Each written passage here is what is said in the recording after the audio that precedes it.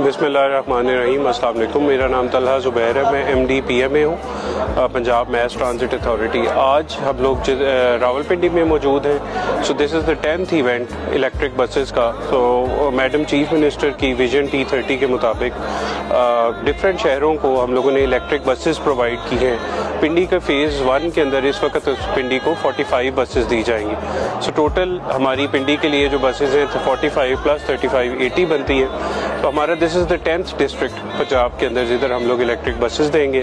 Total इस division के अंदर पिंडी डिवीज़न में मैडम के प्लान के मुताबिक 170 बसेस इलेक्ट्रिक हम देंगे, जो कि 12 मीटर और 9 मीटर होंगी, जिससे लोग फैज़याब होंगे। इन बसेस के अंदर वाईफाई, इसके साथ डिजिटल पेमेंट के mechanisms, separate compartment for women, सारा कुछ मौजूद है। इसके लिए हमारे जो फिज़िकली चैलेंज्ड लोग हैं उनके लिए भी हमारे पास फैसिलिटेशन रैंप की सूरत में मौजूद है, ताकि वो भी इसको यूज़ कर सकें। तो हम उम्मीद करते हैं कि इस वक्त जो 4 रूट्स हैं जिधर पिंडी में ये चलाई जाएगी, उसके अंदर लोग इनसे फैज़याब हो सके।